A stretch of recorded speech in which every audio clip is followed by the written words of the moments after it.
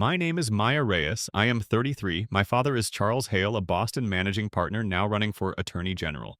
When I was 18, he shattered my jaw because I said I would not be the daughter he scripted. My mother, Vivian, laughed and told me to stop being dramatic.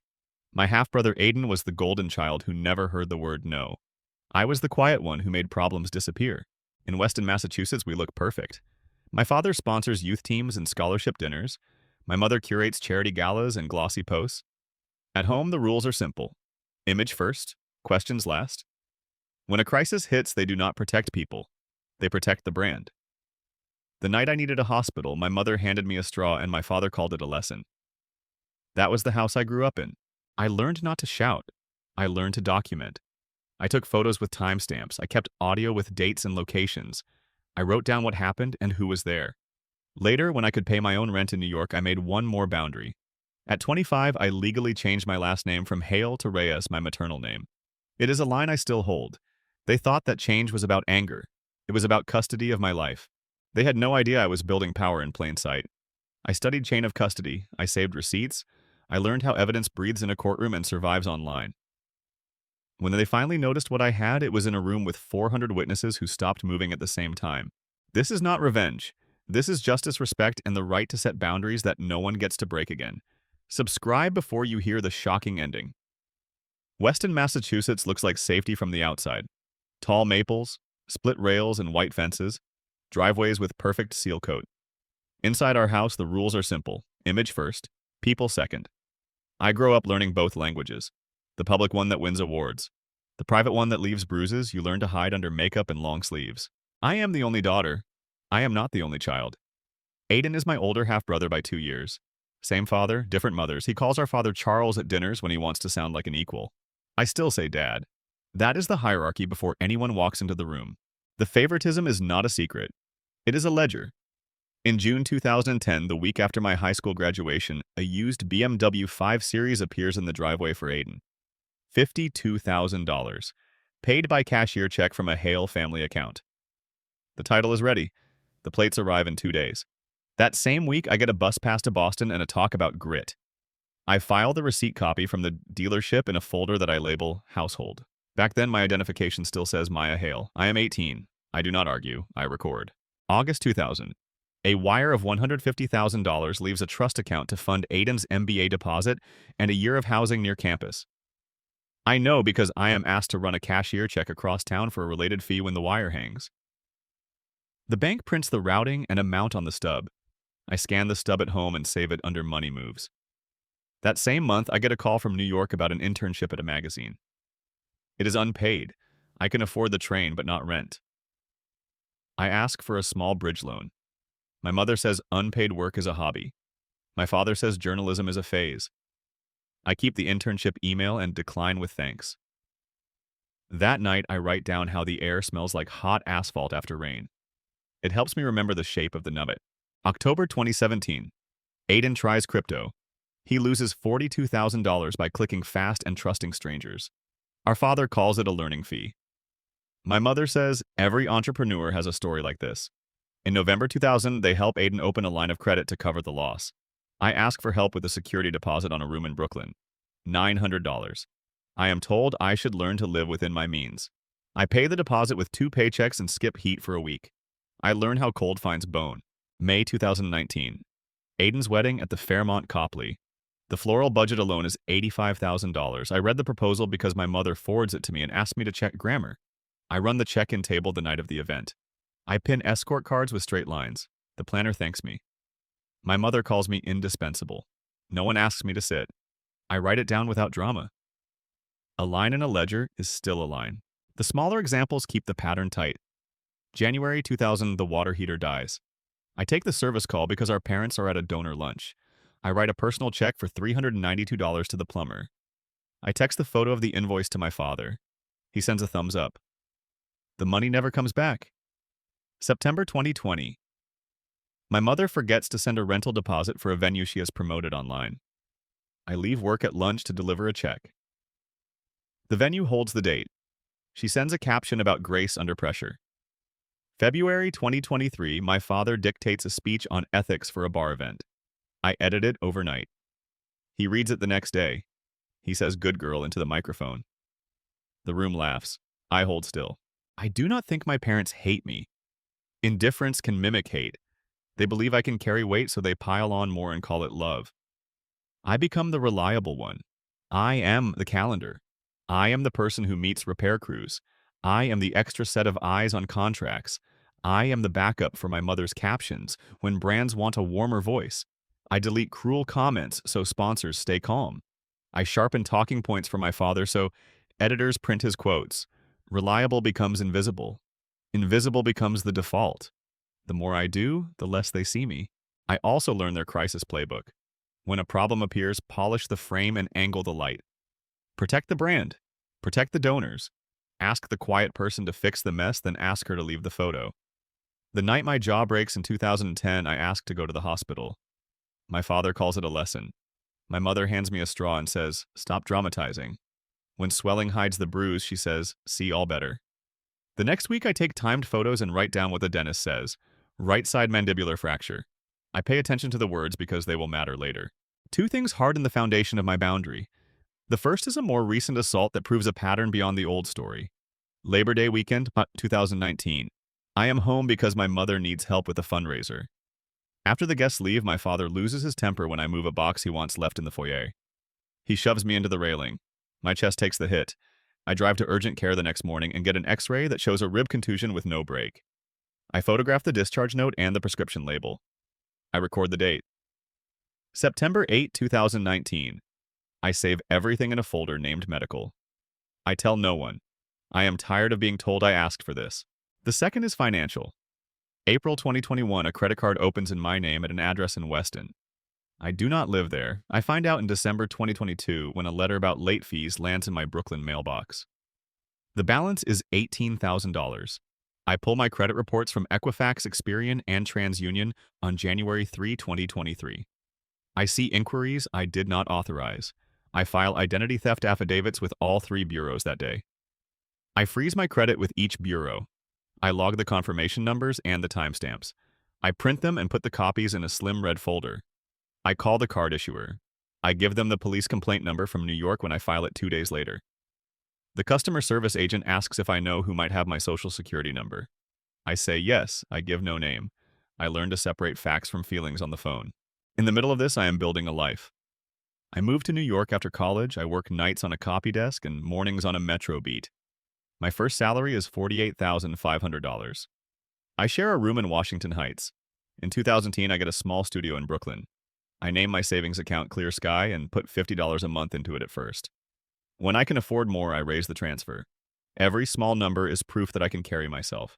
I do not send the balance to my parents. I do not announce the raise. I do not wait for applause that never comes. My mother invites me to help at events when she needs free labor. I say yes more than I want to because it keeps me near the files and the calendars and the things people leave on desks when they trust you. That is how I see procurement sheets and vendor timelines. That is how I learn who writes checks for what and when. It is also how I learned that the person who smiles for the photo is often the person who refused to tip the staff. I start to capture small truths with dates and numbers. I do not use them. I keep them. Evidence does not shout. It waits. My father keeps me close when I am useful. He asks me to draft letters when he is tired. He asks me to read depositions for typos. He explains that law is about control. Control the frame. Control the facts. Control the venue. He thinks he is training me to protect him. He is training me to protect myself. I do not argue. I keep building. Chain of custody is a phrase I hear in a hallway in 2016. I look it up. I keep a simple log.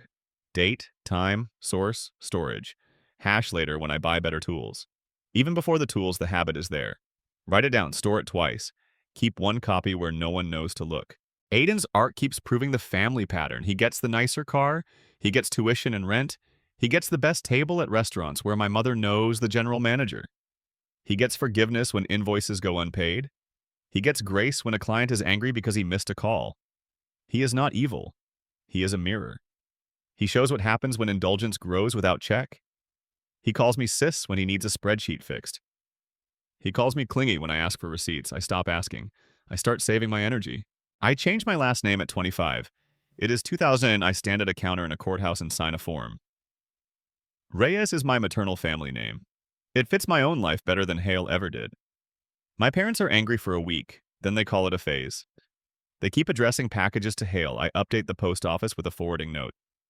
My driver's license changes, my bank cards change, my byline changes, my spine feels straighter when I see the letters on the screen. The world does not end. That teaches me that more change is possible. Work gives me a place to pour my focus. I learn how stories move from a tip to a page. I learn to separate what I can prove from what I know in my bones. I learn when to keep a source anonymous and when to stand on a document. I learn that a clean sentence carries more force than a loud one. I earn small awards and bigger assignments. I live within my means. I pay taxes on time. I keep the receipts in a plastic file with tabs. I make my own safety net with line items and patience. The pattern at home keeps steady. When my parents need something fixed, they call. When I need respect, they call me dramatic. When I point at an open wound, they lift the frame and say smile. I used to try to translate for them. Now I just translate for myself. I take what I need from every moment and I leave the rest. By late 2023, the identity theft balance grows. 2 more cards open without my consent. The total reaches $68,000 before I catch both accounts. I file new fraud affidavits. I extend the freezes. I add a password to every bureau and bank. I set an alert for every inquiry. I buy a small lockbox for $60 and place the red folder inside. I tell no one outside a short list that includes a legal advocate and a social worker named Callie. I am calm. I am done being the person who bleeds quietly while everyone else eats cake. But they do not know what I am building. They think I am still the girl who runs check-in tables and walks to the car last. They think I will keep their frame straight forever. That is when everything changes next. The breaking point looks ordinary. On March 21, 2024 at 6:31 in the morning, I open an email from a Brooklyn landlord. Application denied. Credit score 512. Notes mention 2 open accounts and collections that I did not open. I do not cry. I make coffee. I pull my credit files from Equifax, Experian, and TransUnion. The balances match what I have been fighting since 2022. 3 cards opened without my consent in 2021 and 2023. Total $86,000. Disputes are still pending. The freeze I set last year stopped new accounts, but the damage sits on the page. It is enough to block the lease. I log each call. Equifax agent at 8:02 a.m. File number and extension. Experian at 8:21. TransUnion at 8:54. Each confirms the identity theft affidavits on file and the reinvestigation window. 30 days. I schedule a police report with the NYPD for March 22 at the 76th Precinct on Union Street. Complaint number printed at the desk. I scan the printout when I get home. I place a copy in the red folder in my lockbox. I email a copy to a legal aid contact so there is an external record. At noon, my mother calls. Her voice is bright. She says the campaign needs a softer opening video. My father is announcing for Attorney General in June. She wants early footage of him reading in a school library and handing out food at a drive. She asks if I can donate a weekend to edit. I tell her about the denial and the credit damage. She pauses. She says we can talk about money later. She asks again about the video. I feel the old heat climb up my neck. I let it pass. I say no. My time is booked. She says, do not bring drama into the launch. She hangs up. That is the moment I cut the last soft rope. I become fully self-reliant. Not in a dramatic speech, in a series of choices no one can argue with. I stop taking unpaid tasks. I stop smoothing captions at midnight. I let Aiden handle his own vendor lists. I go quiet. No one in my family notices the silence, which tells me everything I need to know. I build with a plan.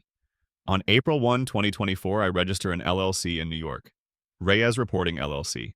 I request an employer identification number. I open a business checking account at a branch on Court Street. I set a rule. 35% of every invoice goes straight to savings before I touch a dollar. I open a second savings account under the business and name it Tide. I keep clear sky for personal savings. I split deposits so both accounts grow without noise. I invest in tools. 1 refurbished laptop for $900. 1 fixed lens camera for $850. 2 encrypted drives for $200 each. 1 lockbox for $60. A cloud backup that costs $12 a month. Receipts go into a folder called Tools. I note serial numbers. I store device IDs in my password manager. I invest in skills. In April, I take a free chain of custody training at a legal aid clinic in Brooklyn. I learned to keep an evidence log that would make sense to a judge. Date, time, source device location file hash. I learned to calculate a SHA-256 hash on each original file. I learned to preserve the original media, not just a copy. I buy a cheap Faraday pouch for my phone when I meet sensitive sources. It costs $25. I write that down too. I secure the record of what has already happened. I request my medical records from 2010 and 2019. The 2010 file includes the dentist note that lists a right side mandibular fracture. The 2019 file includes an urgent care note for a rib contusion after an assault at home on September 8. I scan both packets. I keep the originals in a bank safe deposit box I open on April 10th. The branch clerk hands me a key and a form. I sign and do not look back. I consolidate the identity theft paperwork. The bureaus send confirmation letters that show the disputes and the freezes on my file. I add the NYPD complaint. I build a simple timeline that shows entries for April 2021, December 2022, and late 2023 when new accounts appeared. Each entry lists the card issuer, the amount, and the action taken. I am not writing for drama. I am writing for clarity. I also build a safety plan. I meet with Callie Brooks, a social worker who works with survivors. We sit in a quiet office in Brooklyn on April 12th. She hands me a checklist. Change passwords. Audit devices for tracking. Tell 2 people where you will be before any risky meeting. Sit near an exit. Keep a go bag under the bed. She explains the 209A abuse prevention order process in Massachusetts because that is where the abuse happened and where my parents live. She says you file in the county where the abuse occurred. She says bring documents and photos. I write everything down. I print a blank 209A packet and place it in the lockbox with a blue sticky note. File when safe. Work keeps moving. I take more freelance assignments that fit into my 9-to-6 job. I invoice through the LLC. I track revenue and expenses in a basic ledger. April brings $6,000 in freelance. May brings $7,500. I keep a cushion for taxes. I put the rest into Tide. Then the information starts to come to me. On May 14, I receive an email through my work account from a former paralegal at my father's firm. His name is Evan Cho. He says he left the firm in 2022. He says there are internal emails about moving client funds to cover shortfalls. He says he has printed copies. He does not want his name used publicly without counsel. We meet the next day at a cafe on Tremont Street in Boston. I arrive early. I sit with my back to a wall and a clear line to the door. I bring a small scanner and a new SD card in original packaging. Evan brings an envelope. He is pale but steady. We review a short stack of emails. The headers look real. The dates sit during a period when my father was doing heavy fundraising. A partner writes move this line item and we will backfill. I photograph each email on the table with a date card and frame. I scan them to the new card. I note the device ID, time, and location in the log. We walk to a shipping store with a notary. Evan signs an affidavit that states he made the copies from the firm account in the ordinary course of work and that they are true to what he saw. The notary stamps the page. I pay the fee and keep the receipt. I lock the SD card in a small case and place it in my bag. I feel no thrill. I feel alignment. 3 days later, I get the call. The caller is a concierge named Marcus Bell. He works at a hotel in Back Bay. He recognizes my father from news clips and firm events. He says my father stayed at the hotel on a night my father told the press he was in Washington. Marcus has a guest ledger entry for a room for 2. He has a receipt for a bottle of champagne delivered at 8:22 p.m. He cannot give me video yet, but he can point to times and dates. He asks to meet on his day off. We agree on May 20. We meet in a public place. He brings copies of the bill and the ledger entry with personal details redacted except for names, dates, and room numbers. He writes a short statement and signs it. I take photos with a date card and log the capture. I keep building the base. I meet a young woman on June 3rd named Paige Summers. She is 22. She interned at Hale & Whitman last summer. She describes messages and comments from my father that crossed the line. She still has the texts. She is unsure about formal action. I do not push. I explain options and connect her with a counselor and an attorney through legal aid. She decides to write a statement, but asks me not to use it yet. I write her choice into my notes. Consent is more important than speed. By mid-June, I can see the shape of the story. Medical evidence, financial evidence, internal emails, hotel records, a former employee willing to testify, an intern with a statement held in reserve, identity theft files with bureau letters and a police report. A 2019 assault inside the statute supported by medical notes and dated photos. The older fracture shows a pattern and a risk assessment for dangerousness. The record is not a wall of rage. It is a structure that can hold weight when pushed. I prepare the legal path. I draft a complaint for the Board of Bar Overseers. I draft a packet for the Attorney General Public Integrity Division. I draft a civil complaint for identity theft and intentional infliction of emotional distress. I draft a request for a 209A abuse prevention order in Suffolk County because Boston is where the most recent assault occurred and where my parents attend events. I leave signature lines blank. I calendar filing windows that align with safety and impact. I am not guessing. I am measuring. I also build the digital release plan. I create a clean folder called Receipts. I number files from 001 to 062. I generate hashes for each file and store the hash list separately. I prepare captions that are simple and factual. Date, location, what the document is. I do not add adjectives. I draft a thread with links and save it as a text file. I register a domain that forwards to a public drive. I test the QR code linked to that domain. I print 2 small cards with the code just to see if a phone camera reads it fast. It does. I live like a person, not a plot. I still go to work. I cook simple dinners. I walk by the water on weekend mornings. I text friends about movies. I sleep with my phone on, do not disturb. I notice that my shoulders sit lower during the day. Decision is a softer pillow than fear. My family does not notice my absence from their errands. My mother moves ahead with campaign planning. Aiden posts a story from a donor lunch with a caption about momentum. My father gives interviews about integrity. I watch their clips without sound. I read their lips. I see a man who believes a frame can save him. I see a woman who believes a caption can hold a life together. But they do not know what I am building. The next move comes from them without meaning to. In late June, my mother texts that the Boston Bar Foundation Gala needs tribute videos for honorees. She says my father is on the list. She says the committee lost its video editor 3 days ago. She says I am the only one she trusts to deliver on short notice. Trust is an interesting word in our house. What happens next shocks everyone, including me. I say yes to the gala work for one reason. Sis. The Boston Bar Foundation schedules its summer gala for July 15 at the Boston Public Library. Bates Hall. 400 guests. Judges, partners, donors, reporters. My mother sits on the committee. The editor they hired quits 3 days before showtime. She texts me that I am the only person she trusts to deliver on short notice. Trust is a word that means 2 different things in our house. I accept anyway. I keep the tone warm. I tell her I will deliver a clean tribute that ends on a legacy beat. I also tell myself the truth. The room is the frame I need. Work sharpens while I plan.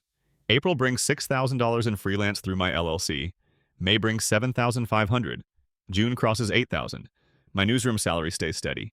$68,000 base with a modest bonus plan for exclusives. I move 35% of every invoice into Tide. I move a smaller slice into Clear Sky. By July 1st, the 2 accounts together hold just over $80,000. The numbers are not a brag. They are a safety rail I install by hand. I track every cent in a simple ledger and keep my receipts in a plastic file with tabs. Taxes will come later. I already have a folder labeled for them. The series I pitch in June lands. It follows small campaign committees that treat donations like private wallets. I use public filings. I compare vendor lists to bank records. The first story runs on July 1st. 200,000 readers in 3 days. My editor sends a note that says, "Keep going." I do. The work keeps me steady. It also draws a thin line of attention to my name that is about my reporting, not my family. Meanwhile, my family keeps being themselves. My father holds lawn events where he talks about integrity. He mentions me as the daughter who learned discipline at his table. My mother posts carousels from donor lunches. The captions thank sponsors. Aiden handles vendors for the campaign. He forgets to pay a media team. The balance grows to $63,000. He calls me and asks if my LLC can float the payment and invoice later. I say no. He texts about family loyalty. I do not reply. Boundaries are not debates. I build the tribute like a professional. I draft a storyboard with 2 parts. Service. Legacy. The service section pulls public clips of my father speaking to law students and food bank volunteers. The legacy section is where the truth will live. I create 2 files with the same name and version number so the slide list will not change on paper. Version 1.3 ends with a soft note. Version 1.3 that I will play ends with receipts. I keep both on separate drives. I generate hashes for each file. I store the hash list in my evidence log. Date, time, device, hash, location. I secure every piece I will need. The 2010 dental records prove the fracture history. The 2018 urgent care notes document a more recent assault inside the statute. The identity theft packets from 2021 to 2024 show the total of 86,000 across 3 cards. The emails from Evan show internal moves of client funds to cover shortfalls. The hotel ledger from Marcus ties a night in Boston to a public claim of a trip to Washington. The draft statement from Paige sits in reserve because consent is the rule. Each item has a copy in the bank box. Each item has a hash value in my log. I keep a master index that lists every file by number, receipts 001 through receipts 060. I print the index and place it in the red folder. I align the legal path with the event. My lawyer prepares a packet for the Board of Bar Overseers that includes the internal emails, the identity theft documents, and the financial timeline. She prepares a referral for the public integrity team for potential fraud. She drafts a civil complaint for identity theft and emotional distress to file after the event when my safety plan is in place. For protection, we choose the correct order. In Massachusetts, family abuse is covered by Chapter 209A. We plan to ask Boston Police to contact the on-call judge the night of the gala for an emergency abuse prevention order based on the 2019 incident and the threats captured on audio. We also plan to file the full 209A packet at the courthouse the next business day. I keep copies of every draft with signature lines blank until it is time.